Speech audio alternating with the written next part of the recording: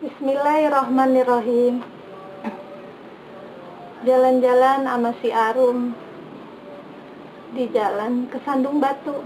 Assalamualaikum warahmatullahi wabarakatuh. Alhamdulillahirrabbilalamin. Nahmaduhu wa nastaghfiruhu wa na'udzubika min syururi anfusina. May yahdihillahu fala mudhillalah wa may yudlilhu fala hadiyalah. Alhamdulillah, kita panjatkan puji syukur kepada Allah Subhanahu wa Ta'ala yang telah memberikan kita beribu-ribu nikmat, terlebih nikmat sehat walafiat.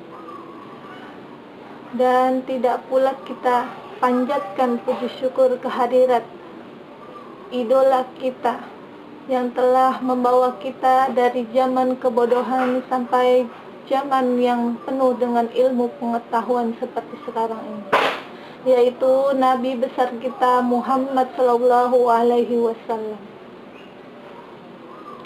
Pada kesempatan ini, terlebih dahulu saya akan memperkenalkan diri saya. Nama saya Nurul Ashifa. Saya biasa dipanggil Nurul atau Syifa. Saya lahir di Bekasi tanggal 19 Januari tahun 91, yang berarti umur saya sekarang 23 tahun.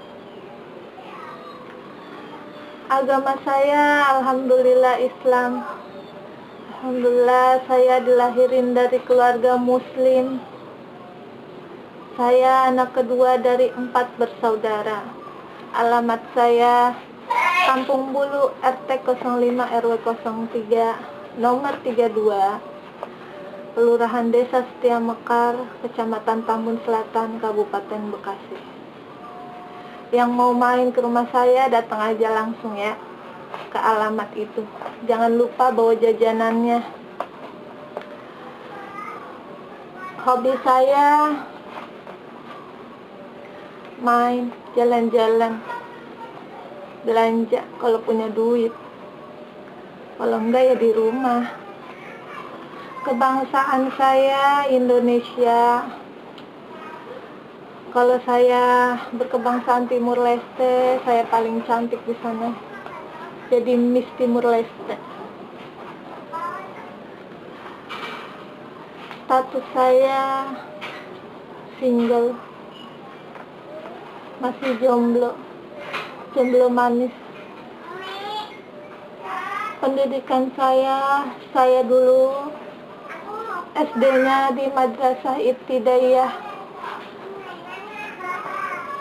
MTS Al Khairiyah, dan SMA saya di Madrasah Aliyah Negeri 1 Kota Bekasi. Lulus dari SMA, saya kerja dulu selama 2 tahun, lalu melanjutkan lagi di Institut Komputer Manajemen Informatika Rizkina atau IKMI Rizkina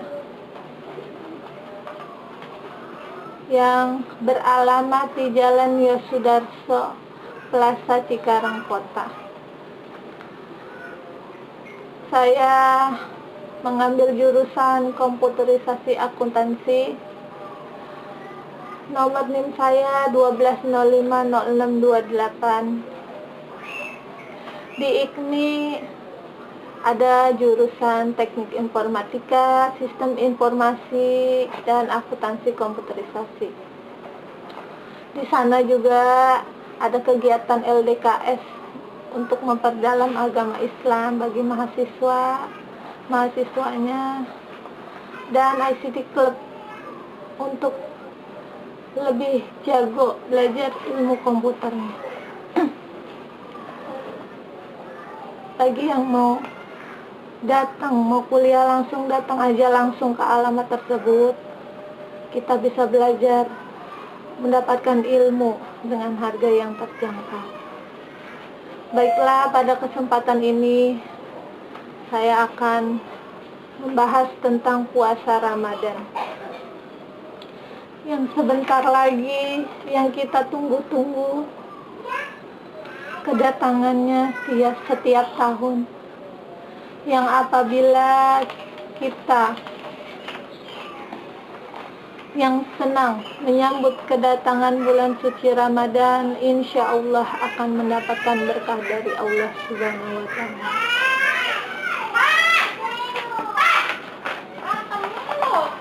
Ibadah puasa tidak hanya diwajibkan kepada Nabi Muhammad SAW dan para pengikutnya, tetapi juga kepada Rasul-Rasul sebelum Nabi Muhammad SAW.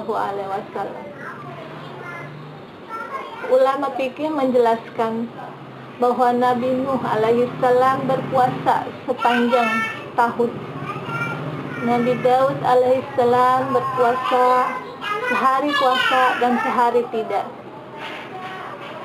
Sedangkan Nabi Isa alaihissalam cara berpuasanya sehari dan 2 hari berikutnya atau lebih tidak berpuasa. Adapun puasa yang diwajibkan kepada Nabi Muhammad, Nabi kita, Nabi besar Muhammad SAW dan umatnya adalah puasa sebulan penuh pada bulan Ramadan, yakni dari semenjak terbit matahari sampai terbenam matahari. Puasa Ramadan ada beberapa hal pokok yang perlu dipahami mengenai itu adalah sebagai berikut. Ibadah puasa Ramadan menempati kedudukan yang utama dalam Islam. Ibadah puasa Ramadan merupakan salah satu rukun Islam yang atau tiang dan dari rukun-rukun Islam yang lain. Jika Islam itu diibaratkan bangunan rumah, puasa diibaratkan sebagai tiangnya. Jika seseorang sengaja tidak puasa Ramadan, dianggap meruntuhkan bangunan keimanan, keislaman dalam dirinya.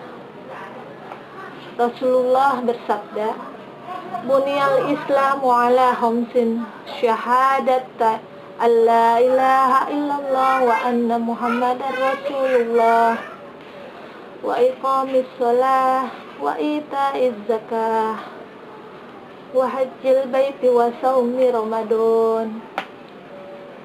Islam itu didirikan dari 5 sendi: mengakui bahwa tiada Tuhan selain Allah dan Muhammad adalah utusan Allah, mendirikan salat, menunaikan zakat dan haji, dan puasa Ramadan.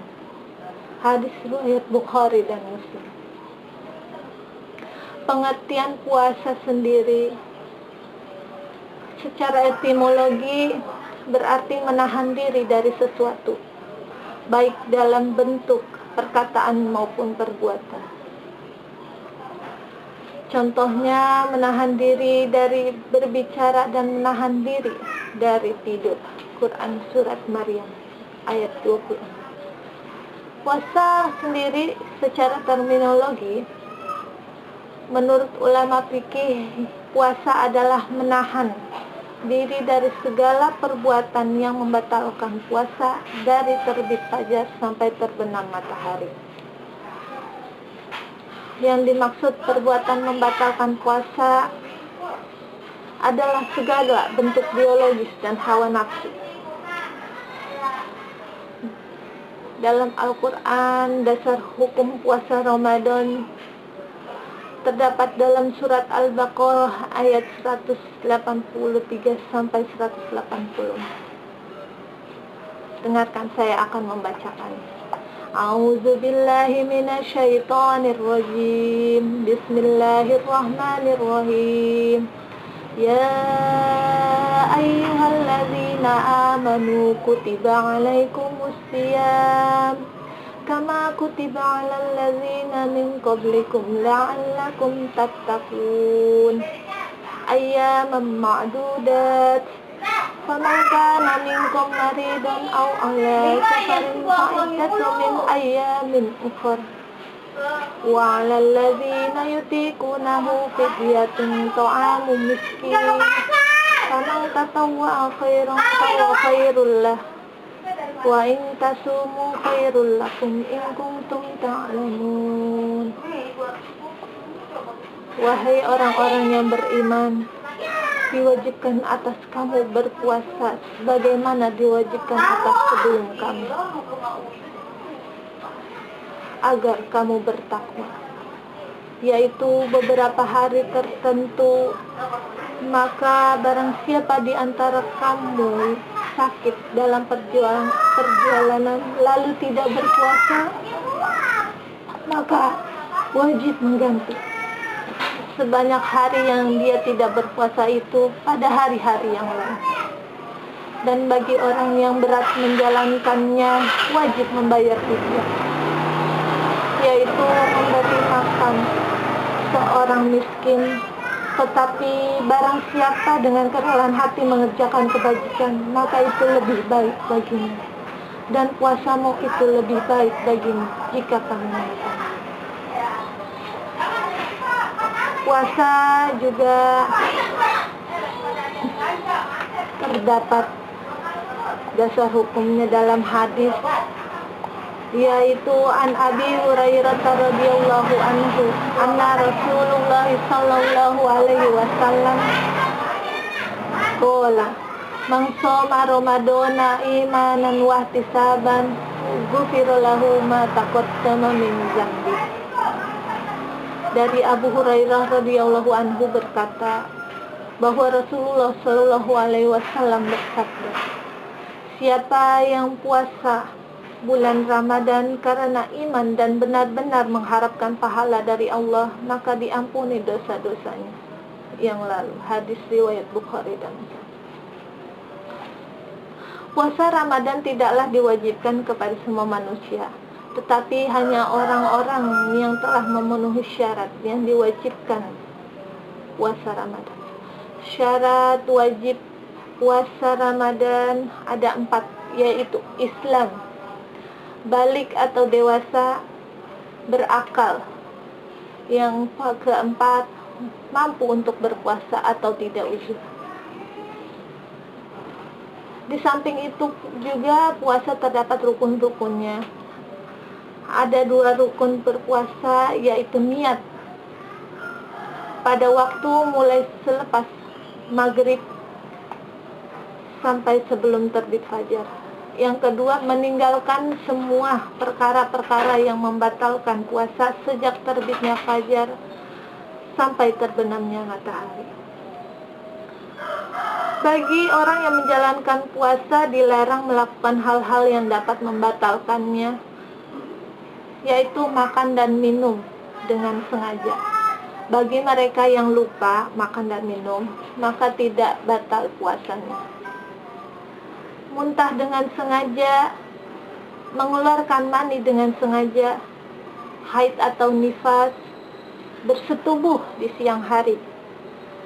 Selain membatalkan puasa, ada hukum tersendirinya, yaitu membayar kafarat. Murtad, orang yang keluar dari Islam, gila atau hilang akal. Bagi orang yang sedang berpuasa disunahkan melakukan hal-hal berikut. Yang pertama, menyegerakan berbuka puasa apabila telah yakin waktu berbuka. Makan sahur walaupun sedikit. Melambatkan makan sahur, yaitu lepas dari tengah malam dan sebelum imsak. Berbuka puasa dengan kurma atau makanan yang manis. Memperbanyak membaca ayat suci Al-Quran, memperbanyak sedekah. Siapa orang yang melakukan kebajikan di bulan Ramadan, sedikit zarah pun Allah akan menggantinya dengan berlipat-lipat ganda. Beriktikaf siang hari di masjid, menghadiri majlis-majlis ilmu, menyediakan makanan berbuka untuk orang-orang berpuasa. Jangan menyikat gigi setelah fajar matahari ke arah barat sehingga terbenamnya matahari. Perbuatan itu dianggap makruh atau tidak disukai Allah Subhanahu wa taala. Beberapa kategori keadaannya memungkinkan seseorang diperbolehkan tidak puasa karena keringanan atau rukhsah, yaitu sakit sehingga tidak memungkinkan untuk melakukan puasa. Akan tetapi ia diwajibkan menggantinya di waktu lain selama masih dalam tahun tersebut. Mengadakan perjalanan jauh atau musafir dan tidak dapat melaksanakan dalam kondisi berpuasa. Sama dengan orang sakit, diwajibkan pula menggantinya pada waktu lain selama masih tahun tersebut. Orang jompo, orang yang tidak sanggup lagi berpuasa, yang sudah tua, yang sudah rentan, sebagai gantinya ia harus membayar fidyah, bersedekah setiap hari 3/4 liter beras atau yang senilai kepada fakir miskin. Wanita hamil atau sedang menyusui. Seorang wanita jangan sampai kekurangan kalori dan protein jika sedang hamil. Jika dia berpuasa dapat menyebabkan kekurangan kebutuhannya itu. Jika masih memungkinkan untuk mengganti pada tahun itu, dia harus mengadanya. Akan tetapi, jika tidak mungkin, maka sama dengan orang jompo, ia harus membayar fidyah. Ada cerita di zaman Nabi Rasulullah SAW. Ada seorang laki-laki datang kepada Rasulullah berkata, "Celakalah saya, ya Rasulullah." Nabi berkata, "Apakah yang mencelakakanmu?" Jawab laki-laki, "Saya telah menyetubuhi istri saya pada siang hari di bulan Ramadan."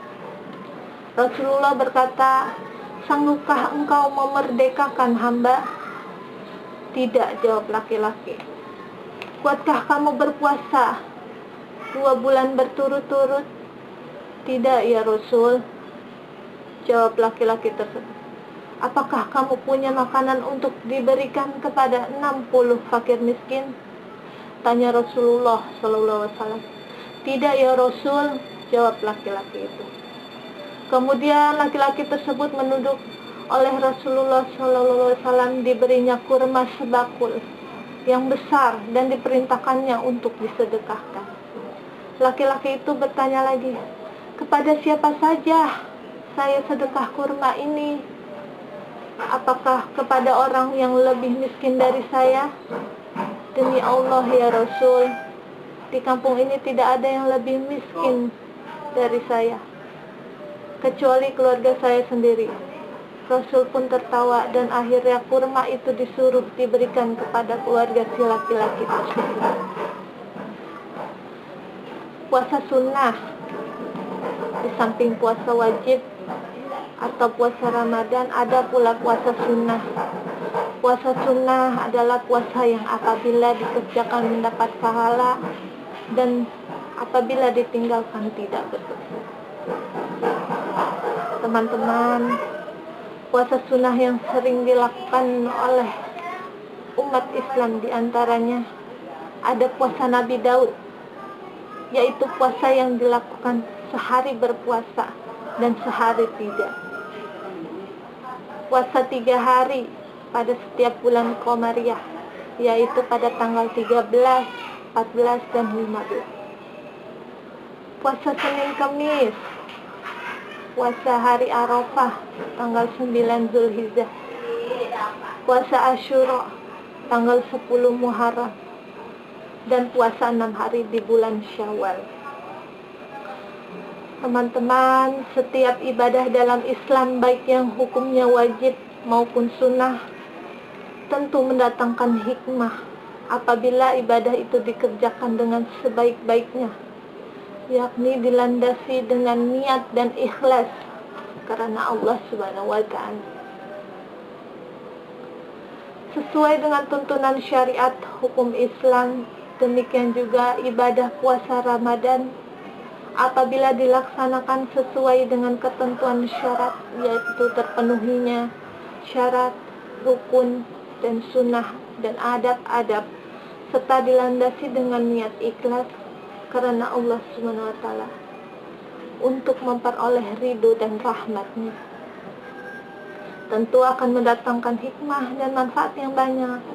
Allah berfirman, wa antasumu khairul lakum in kuntum ta'lamun, dan puasamu itu lebih baik bagimu jika kamu mengetahui. Quran Surat Al-Baqarah ayat 180. Dalam puasa juga terdapat hikmah-hikmah puasa. Tidak hanya akan diraih oleh setiap individu muslim atau muslimah yang berpuasa, tetapi juga oleh keluarga dan bahkan masyarakat. Beberapa hikmah puasa bagi individu muslim atau muslimah, keluarga dan masyarakat, yaitu puasa merupakan salah satu metode meraih takwa. Dalam Quran Surat Al-Baqarah ayat 183 diterangkan mengenai tujuan diwajibkannya ibadah puasa. Puasa Ramadan bagi orang-orang beriman adalah menjadi orang yang bertakwa, yakni berdisiplin dalam beribadah, giat dalam beramal soleh, membiasakan diri dengan sikap perilaku terpuji, dan meninggalkan segala sikap perilaku tercela, sehingga hidupnya berguna bagi duniawi dan ukhrawi, karena senantiasa memperoleh ridho Allah Subhanahu wa Ta'ala dan rahmatnya Allah Subhanahu wa Ta'ala. Allah berfirman, A'udzu billahi minasyaitonir rajim. Bismillahirrahmanirrahim. Wa amma man khafa maqama rabbih wa nahan nafsa 'anil hawa fa innal jannata hiyal ma'wa. Dan adapun orang-orang yang takut kepada kebesaran Tuhannya dan menahan diri dari keinginan hawa nafsunya, maka sungguh surgalah tempat tinggalnya. Quran Surat An-Nazi'at ayat 40-41. Teman-teman yang dimuliakan Allah, puasa merupakan sarana pendidikan dan latihan agar menjadi muslim yang sabar dalam segala situasi dan kondisi. Ibadah puasa merupakan ibadah yang pelaksanaannya memerlukan kesabaran. Sabar ada 3 macam, yaitu sabar dalam menaati perintah Allah, sabar dalam mengendalikan diri dari berbuat maksiat, dan sabar dalam mengalami penderitaan. Puasa merupakan sarana pendidikan dan latihan agar menjadi muslim yang mampu membiasakan diri dengan sikap dan perilaku terpuji, seperti sidik, amanah, dan berdisiplin. Ibadah puasa merupakan proses latihan diri untuk menahan hawa nafsu biologis sebagai sumber segala perbuatan dosa, yang sebaiknya terus diperhatikan di bulan-bulan selain bulan Ramadan. Rasulullah bersabda, Ya ma'asyarus syababi man istata'a minkumul ba'ata falyatazawwaj fa innahu aghaddu lil basari wa ahsanu lil farji wa man lam yastati' fa alaihi bis-sawmi fa innahu lahu wija.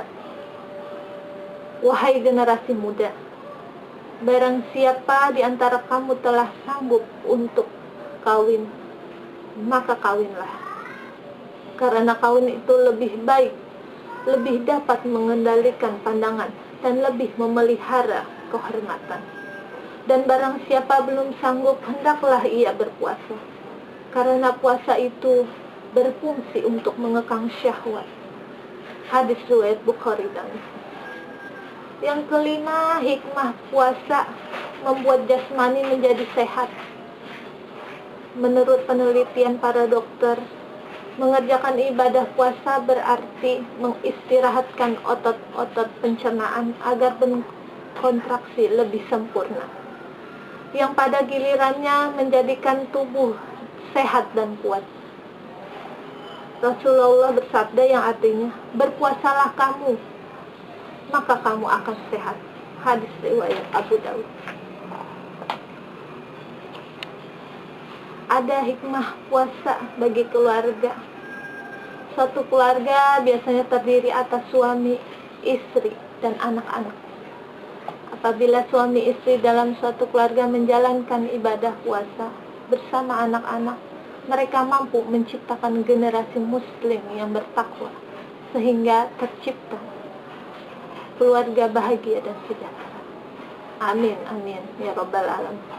Kebahagiaan tersebut tercipta karena dalam keluarga tersebut melaksanakan kewajibannya masing-masing, yaitu saling memenuhi hak dengan sebaik-baiknya, senantiasa tolong-menolong dalam kebaikan serta ketakwaan, dan tidak tolong-menolong dalam berbuat dosa serta pelanggaran. Selain itu, setiap anggota keluarga senantiasa berusaha sekuat tenaga menjaga kualitas hidup mereka agar terus meningkat ke arah yang lebih baik di bawah naungan ridho Allah SWT dan ampunannya. Kalau hikmah ibadah puasa bagi masyarakat, dalam kehidupan bermasyarakat akan mendatangkan hikmah, mendorong orang-orang berpuasa yang berjiwa takwa, terutama dari para hartawan, untuk memberikan bantuan kepada fakir miskin dan anak-anak yatim terlantar. Penderitaan lapar yang dirasakan pada hartawan ketika berpuasa akan mendorong mereka untuk mengeluarkan zakat, infak, dan sedekah guna membantu saudara-saudaranya yang menderita akibat kemiskinan. Zakat, infak, atau sedekah yang mereka keluarkan mendatangkan kebaikan yang banyak di dunia dan di akhirat. Allah berfirman, Masalul ladzina yunfikuna amwalahum fi sabilillahi kamathali habbatin ambatat sab'a sanabila fi kulli sumbulatin mi'atu habbah wallahu yudha'ifu liman yasha wallahu wasi'un alim. Perumpamaan orang-orang yang menginfakkan hartanya di jalan Allah seperti sebutir biji yang menumbuhkan 7 tangkai. Pada setiap tangkai ada 100 biji. Allah melipat gandakan bagi siapa yang Dia kehendaki, dan Allah Maha Luas, Maha Mengetahui. Quran Surat Al-Baqarah ayat 261. Hikmah yang kedua, mendorong orang-orang berpuasa yang berjiwa takwa dari kalangan para penguasa, ulama, dan tokoh masyarakat untuk meningkatkan usaha-usaha amar ma'ruf dan nahi munkar, agar tujuan kehidupan bermasyarakat, berbangsa, dan bernegara tercapai, yaitu aman, tentram, adil, dan makmur di bawah naungan ridho Allah Subhanahu wa Ta'ala. Dan rahmatnya Allah Subhanahu wa Ta'ala akan menurunkan dan berkah dan rahmatnya sehingga tercipta masyarakat yang adil dan makmur dan sejahtera. Ada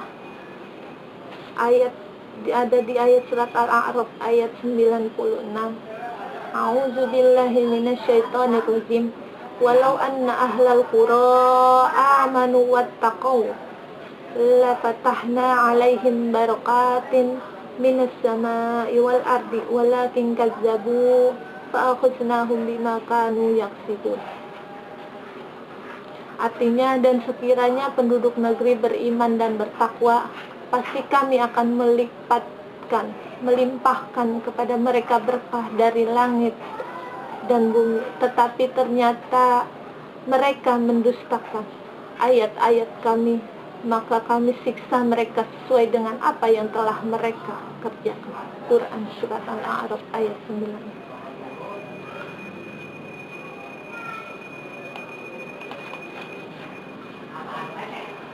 Pada kesempatan ini pula saya akan menjelaskan tentang zakat, infak, dan sedekah. A'udzu billahi minasyaitonir rajim. Bismillahirrahmanirrahim. Wa ma ataitum min zakatin turiduna wajhallah fa ulaika humul mudhifun. Quran Surat Ar-Rum ayat 39. Konsep Islam menyadarkan kepada manusia bahwa apapun kekayaan yang dimiliki manusia pada dasarnya merupakan harta titipan Allah Subhanahu wa Ta'ala, yang di dalamnya terdapat hak orang lain. Pelaku ekonomi Islam merupakan cahaya pancaran peradaban bagi manusia. Tolong-menolong dan kerjasama saling menguntungkan merupakan sifat ekonomi Islam yang paling utama. Elastisitas prinsip dasar ekonomi Islam membuka peluang bagi para mujtahid untuk kembali memikirkan upaya-upaya yang konstruktif bagi kemajuan umat manusia dengan mengkaji ulang konsep-konsep utama ekonomi Islam seperti zakat, sedekah, dan infak. Ketiga pilar tersebut merupakan sebuah ajaran syariah yang berusaha untuk menjembatani ketegangan dan ketertinggalan umat Islam, terutama dalam aspek ekonomi. Tidak sedikit umat Islam di seantero dunia saat ini mengalami kemiskinan, ketertinggalan dalam pendidikan, dan kesenjangan sosial, sehingga dalam banyak hal umat Islam selalu tersudutkan dan tidak mampu di pasar bebas dan era globalisme yang sekarang merasuk dalam kehidupan umat manusia. Baiklah, kita lanjut ke pembahasan selanjutnya, yaitu tentang zakat, infak, dan sedekah. Zakat kontemporer. Zakat kontemporer merupakan fokus pembahasan yang dipaparkan untuk memberikan penjelasan dan pemahaman terhadap konsep elastisitas syariah Islam. Maksudnya, cakupan bahasa syariah Islam sangat luas. Hal-hal yang belum ada dan terjadi pada zaman Rasulullah SAW akan dapat dijelaskan dengan metode khusus yang disebut dengan ilmu usul fikih. Zakat kontemporer merupakan fenomena ekonomi yang tergolong baru dan belum pernah ada dicontoh di zaman Rasulullah SAW. Tujuan disyariatkan zakat kontemporer adalah untuk kepentingan maslahat bagi umat Islam dan supaya ketertumpukan kekayaan tidak semata-mata hanya dimiliki oleh segelintir orang saja. Untuk lebih jelasnya, pembahasan berikut pemahaman terhadap zakat kontemporer, hukum zakat kontemporer, jenis-jenis zakat hasil usaha kontemporer, objek zakat, batas nisab, dan besar zakat kontemporer. Cara menghitung zakat kontemporer, hikmahnya zakat kontemporer. Pemahaman terhadap zakat kontemporer. Zakat merupakan kewajiban menurut syara. Artinya, harta benda yang dimiliki oleh seseorang wajib dikeluarkan zakatnya apabila telah memenuhi standar wajib zakat. Ajaran sunnah telah membatasi harta apa saja yang wajib dizakati, nisab atau batas minimalnya, dan ukuran atau jumlah zakat yang diwajibkan dalam harta-harta tersebut. Di zaman modern ini terdapat beberapa komoditi yang perlu dijelaskan kaitannya dengan zakat, yakni bagaimana cara mengeluarkan zakat atau komoditi yang belum pernah ada di zaman Rasulullah SAW, bahkan di masa awal pasca wafat Nabi. Hukum zakat kontemporer. Tidak terdapat ketentuan yang jelas mengenai kewajiban mengeluarkan zakat kontemporer terhadap benda-benda di luar yang disebutkan dalam nas. Ketentuan mengeluarkan zakat di luar kategori Al-Quran dan Sunnah Nabi tersebut biasa disebut dengan zakat kontemporer. Pada prinsipnya, mengeluarkan zakat merupakan kewajiban bagi setiap umat Islam berdasarkan ketentuan Al-Quran, hadis Nabi Shallallahu Alaihi Wasallam dan ijma. Dalam Al-Quran, surat At-Taubah ayat 103 berbunyi, Bismillahirrahmanirrahim. Khudz min amwalihim shadaqatan tutahhiruhum wa tuzakkihim biha wa sholli 'alaihim. Inna sholataka sakanul lahum. Wallahu sami'un 'alim. Ambillah zakat dari harta mereka guna membersihkan dan mensucikan mereka. Menurut ijma ulama, para ahli hukum Islam pada seminar di Damaskus bulan September tahun 1962 bersepakat tentang zakat benda-benda yang tidak terdapat dalam nas dan analisis perkembangan sosial, budaya, ilmu pengetahuan, dan teknologi. Jenis-jenis zakat hasil usaha kontemporer. Zakat kekayaan kontemporer, kebaikan konvensional, sebagaimana ditulis Dr. Andes Mursyidi, BSc, SE dalam bukunya Akuntansi Zakat Kontemporer. Disebut juga zakat kontemporer. Zakat tersebut merupakan zakat hasil dari proses pengembangan pandangan terhadap objek atau subjek zakat yang pada zaman Nabi Shallallahu Alaihi Wasallam, yang termasuk kekayaan atau harta yang wajib dizakati apabila telah memenuhi ketentuan wajib zakat dan kajian zakat kontemporer sebagaimana ditulis dalam buku tersebut, yakni meliputi milik penuh, berkembang, cukup senisab, lebih dari kebutuhan biasa, bebas dari utang, dan berlalu setahun. Milik penuh. Kepemilikan penuh adalah kepemilikan seseorang terhadap suatu benda yang secara hukum berhak mengambil manfaat dan menggunakannya, serta tidak ada ketentuan lain yang tidak membolehkan menggunakannya atas yang memilikinya. Jika tidak memenuhi syarat ini, suatu barang tidak wajib dizakati. Berkembang. Berkembang adalah meningkat atau bertambahnya jumlah harta dan kekayaan dikarenakan pembiakan dan perkembangan. Yang ketiga, cukup senisab. Cukup senisab mempunyai pengertian bahwa harta akan dikenai zakat jika sudah sampai pada ukuran tertentu atau nisab. Syarat ini merupakan kesepakatan ulama fikih. Jadi, sebuah harta akan mulai dikenakan zakat apabila sudah sampai nisabnya. Lebih dari kebutuhan biasa. Lebih dari kebutuhan biasa merupakan hal yang nilainya sangat relatif, sehingga dapat mengukur kebutuhan biasa. Adalah orang dengan mengukur kebutuhan rutin fisik minimal, seorang muzaki, keluarganya, dan orang-orang yang menjadi tanggungannya dalam kehidupan sehari-hari, sehingga dapat dikatakan hidup sehat. Yang kelima itu bebas dari utang. Bebas dari utang adalah harta yang menjadi milik penuh, berkembang, dan melebihi dari kebutuhan primer. Selain itu, terbebas dari utang yang sifatnya berjangka pendek atau kurang dari setahun. Meskipun ada yang berpendapat bahwa semua jenis utang, namun tetap utang yang berkaitan dengan harta tersebut. Yang terakhir itu berlalu setahun. Ada dua penggolongan benda zakat, yaitu modal dan pendapatan. Untuk berlalu setahun itu hanya berlaku bagi modal, seperti ternak, uang, dan perdagangan. Sedangkan bagi pendapatan berlalu setahun tidak berlaku, karena pada jenis ini zakatnya adalah saat pendapatan diterima. Objek zakat, batas nisab, dan besar zakat kontemporer. Zakat uang kertas. Pada zaman Nabi belum dikenal adanya uang kertas. Jadi yang ada uang dari emas dan perak. Nisab untuk emas adalah 20 dinar dan perak adalah 200 dirham. Sebagaimana kita ketahui bahwa zakat merupakan 2,5% dari total keseluruhan.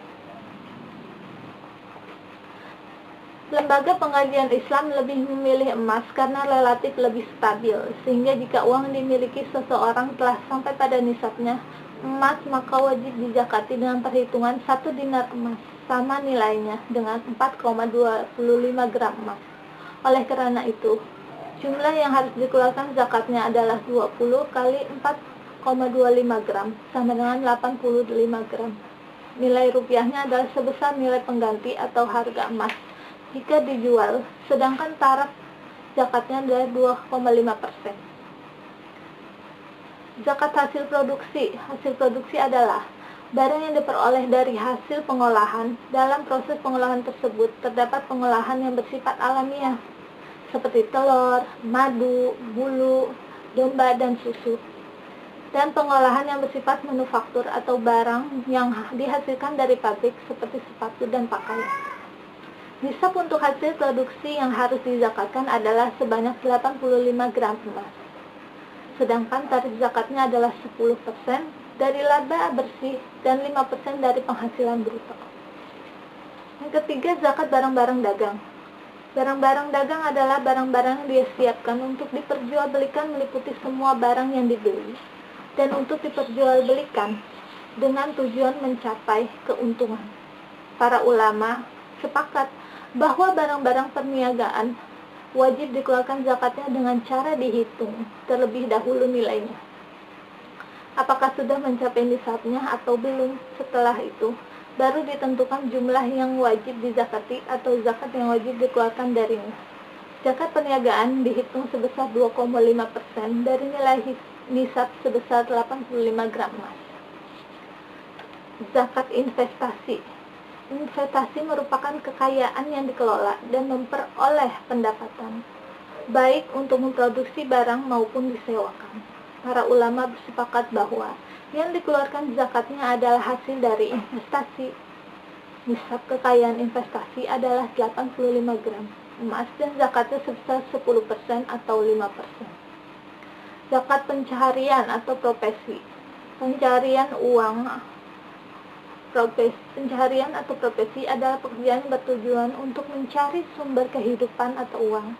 Penghasilan dari profesi ini adalah penghasilan dari kegiatan praktik secara profesional seperti praktik dokter, akuntan, notaris, konsultan, dan sejenisnya dalam praktiknya. Pencaharian ini dibedakan menjadi dua, yaitu pekerjaan yang terdapat unsur kontrak, baik secara tertulis maupun tidak tertulis, dan penghasilan yang dari pekerjaannya berupa gaji, komisi, dan ataupun sejenisnya. Pekerjaan yang penghasilannya berupa imbalan atau jasa yang diberikannya, seperti dokter, penjahit, dan sejenisnya. Nisab zakat atas penghasilan pekerjaan tersebut adalah 85 gram emas dan penghitungannya adalah 2,5%.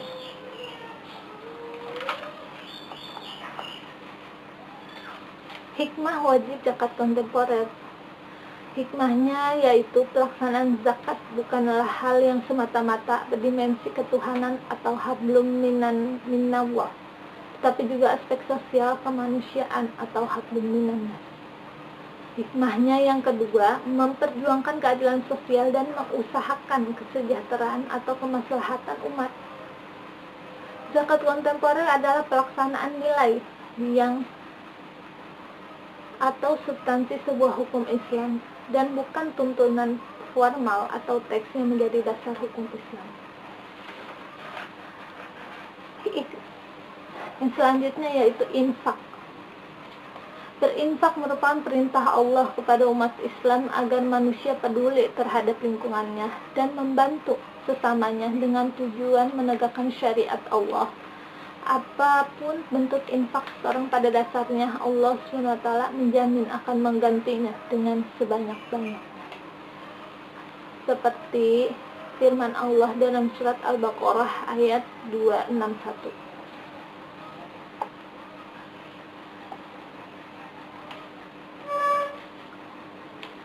Yang ketiga yaitu sedekah. Sedekah merupakan perbuatan yang paling dianjurkan oleh Allah SWT kepada umat manusia dan sunnah hukum. Para fuqaha membedakan pengertian sedekah dan zakat dari segi hukumnya saja. Mereka menyebut sedekah dengan istilah tatawu atau sedekah nafilah, sedangkan zakat dikenal dengan istilah as-shadaqah al-mafrudah. Demikianlah pembahasan dan ilmu sedikit berbagi ilmu Semoga bermanfaat bagi teman-teman semua. Assalamualaikum warahmatullahi wabarakatuh.